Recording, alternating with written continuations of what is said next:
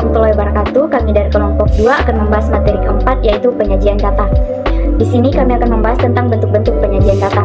Sebelumnya, perkenalkan saya atas nama Fitriani selaku pemateri pertama. Sebelum mengetahui bentuk-bentuk penyajian data, Anda harus mengetahui apa sih itu penyajian data.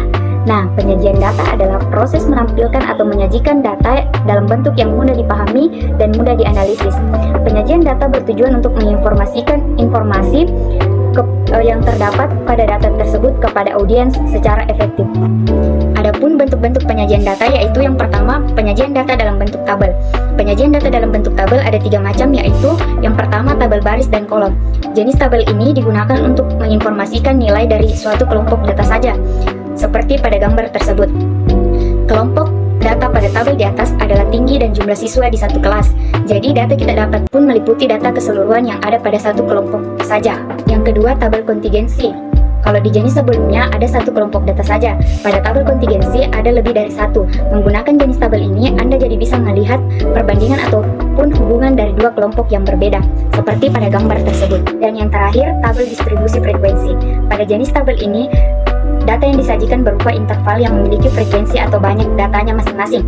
Contoh penyajian datanya seperti pada gambar tersebut. Tabel ini menunjukkan beberapa kali setiap jumlah buku muncul dalam data. Sebagai contoh, hanya ada 1 siswa yang membaca 1 buku, dan hanya ada 2 siswa yang membaca 2 buku, dan seterusnya. Baik, itulah materi yang sempat saya sampaikan. Selanjutnya saya alihkan ke pemateri kedua. Baik, langsung saja perkenalkan, saya Misyarna Putri sebagai pemateri kedua yang akan menjelaskan tentang grafik dan diagram. Nah, penyajian dalam bentuk grafik adalah suatu penyajian data secara visual untuk memahami dan menginterpretasikan data selain dengan menghitung nilai statistika deskriptif kadang-kadang lebih mudah dan dapat memahami data tersebut jika disajikan dalam bentuk diagram. Berikut merupakan jenis-jenis diagram. Yang pertama, diagram batang, yang kedua, diagram garis, yang ketiga, diagram lingkaran, dan yang keempat, diagram lambang. Nah, kita bahas yang pertama, yaitu diagram batang. Umumnya digunakan untuk menggambarkan perkembangan nilai suatu objek penelitian dalam kurun waktu tertentu. Diagram batang menunjukkan keterangan-keterangan dengan batang-batang tegak atau mendatar dan sama lebar dengan batang-batang terpisah. Nah, yang kedua yaitu grafik adalah garis atau diagram garis merupakan suatu grafik yang berupa garis lurus yang menghubungkan titik tengah suatu data dengan data yang lainnya. Grafik garis biasanya digunakan untuk menunjukkan data yang berkesinambungan, biasa digunakan dalam menunjukkan hasil pengeluaran perusahaan tiap tahunnya ataupun yang lain seperti penerimaan mahasiswa baru tiap tahunnya di Universitas Pendidikan Ganesha. Dalam diagram garis, waktu biasanya ditempatkan pada sumbu datar sumbu dan nilai data pada sumbu tegak sehingga diperoleh titik-titik koordinat. Jika titik yang berurutan dihubungkan oleh garis lurus, maka akan diperoleh diagram garis. Kelebihannya, diagram garis biasanya digunakan untuk menaksir atau perkiraan data berdasarkan pola-pola yang telah diperoleh. Diagram garis ada yang tunggal dan majemuk. Diagram garis majemuk yaitu dalam satu gambar terdapat lebih dari 1 garis. Diagram garis majemuk biasanya digunakan untuk membandingkan 2 keadaan atau lebih yang mempunyai hubungan. Nah, kekurangannya hanya digunakan untuk data yang berkala, tidak bisa data yang lainnya. Harus sangat teliti dalam membaca diagram ini. Nah, yang ketiga adalah diagram lingkaran. Merupakan suatu diagram yang difungsikan untuk menyajikan data dalam bentuk lingkaran baik menggunakan data absolut maupun relatif. Untuk membuat diagram lingkaran, pertama-tama kita harus membuat lingkaran terlebih dahulu, lalu dibagi-bagi menjadi beberapa sektor. Tiap sektor melukiskan kategori data yang terlebih dahulu diubah ke dalam derajat. Karena sudut yang dibentuk lingkaran adalah 360 derajat, maka persentase perbagian dapat kita cari dengan menggunakan rumus. Merupakan jumlah nilai yang dicantumkan pada suatu sudut tersebut. Kelebihannya, tempat untuk membuat diagram lingkaran tidak terlalu besar. Diagram lingkaran sangat berguna untuk menunjukkan dan membandingkan proporsi dari data. Nah, kekurangannya ialah diagram lingkaran tidak dapat menunjukkan frekuensinya. Nah, yang keempat yaitu diagram lambang. Diagram lambang atau piktogram adalah penyajian data statistik dengan menggunakan lambang-lambang. Meskipun penyajian data dengan piktogram tersederhana, akan tetapi pemakaiannya sangat terbatas. Biasanya piktogram dipakai untuk menyajikan data yang nilainya cukup besar dengan nilai-nilai data yang telah dibulatkan.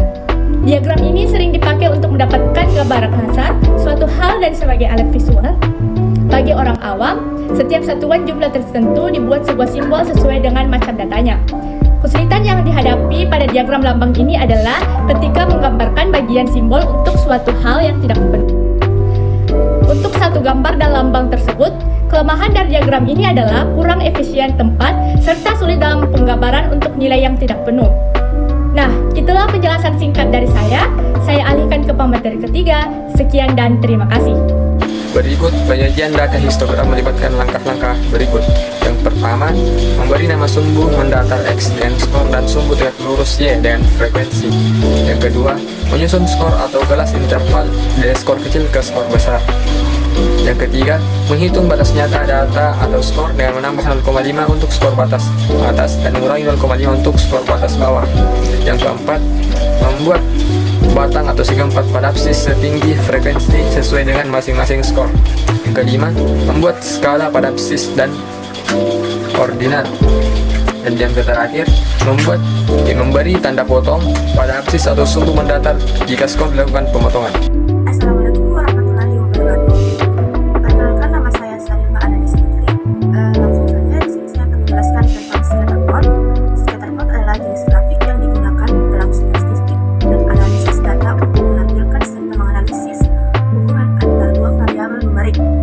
Grafik ini terdiri dari serangkaian titik di dalam koordinat kartesius, di mana setiap titik mewakili satu observasi atau data poin. Posisi horizontal setiap titik pada grafik menunjukkan nilai dari variabel independen. Biasanya diplot pada sumbu X, sedangkan posisi vertikalnya menunjukkan nilai dari variabel dependen. Diplot pada sumbu Y. Adapun cara membuat scatter plot yaitu yang pertama, pilih data. Tentukan dua variabel yang ingin dibandingkan, salah satunya akan menjadi variabel independen. Biasanya diplot pada sumbu X dan yang lainnya variabel dependen. Diplot pada sumbu Y. Dan yang kedua, buat grafik. Gunakan software pengolah data seperti Microsoft Excel, Google Sheets, atau alat visualisasi data lainnya. Masukkan data ke dalam tabel. Dan yang ketiga, buat data. Dalam Excel, pilih data, kemudian pergi ke tab Insert, dan pilih Scatter di bawah grup. Lalu Crash, pilih jenis scatter plot yang diinginkan. Dan yang kedua, dalam Google Sheets, pilih data, klik Insert, lalu pilih Card dalam pengaturan card. Ubah tipe card menjadi scatter card. Dan yang keempat, atur sumbu dan skala. Sesuaikan skala sumbu X dan Y agar sama dengan rentang data. Dan yang kelima, tambahkan judul dan label. Berikan judul yang jelas untuk scatter plot dan label di masing-masing sumbu. Hal ini penting untuk memberikan konteks kepada pembaca grafik. Yang keenam, tambahkan trailing atau opsional. Jika relevan, tambahkan trailing untuk menunjukkan hubungan antara dua variabel. Dalam Excel, klik pada salah satu titik data. Kemudian pilih Added Trailing dari menu yang muncul. Dan yang ketujuh, analisis dan interpretasi. Setelah scatter plot dibuat, analisis pola yang muncul. Lihat apakah ada korelasi positif, negatif, atau tidak ada korelasi yang jelas antara variabel-variabel tersebut. Perhatikan juga ada titik outlier. Dan yang kedelapan, penyesuaian visual.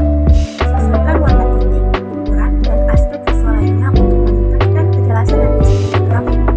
Dan yang terakhir, simpan dan bagikan. Simpan scatter plot dalam format yang sesuai dan bagikan dengan tim yang relevan. Baiklah, itu penjelasan dari saya tentang scatter plot.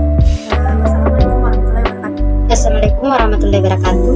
Di sini saya akan membahas tentang penyajian data dalam bentuk peta. Peta pada dasarnya dilakukan dengan mengikuti kaidah-kaidah kartografis yang pada intinya menekankan pada kejelasan informasi tanpa mengabaikan unsur estetika dari peta sebagai sebuah karya seni. Kartografis itu sendiri merupakan studi dan praktis pembuatan peta atau globe.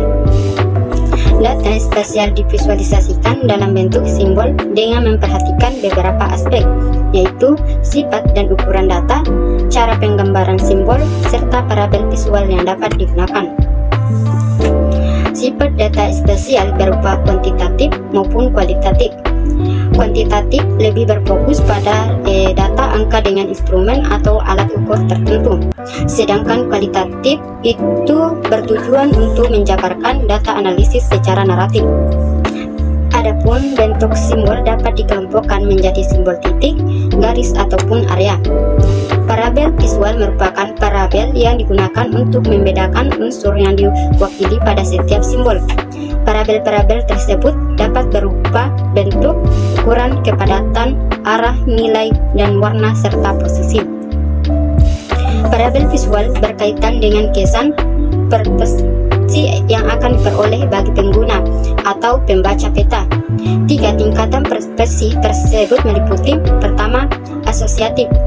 Apabila pembaca dengan cepat memperoleh kesan yang sama setingkat terhadap semua fenomena yang ada pada peta. Kedua, order.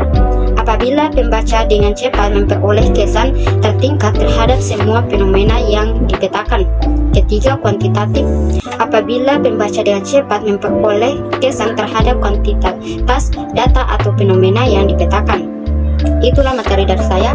Wassalamualaikum warahmatullahi wabarakatuh.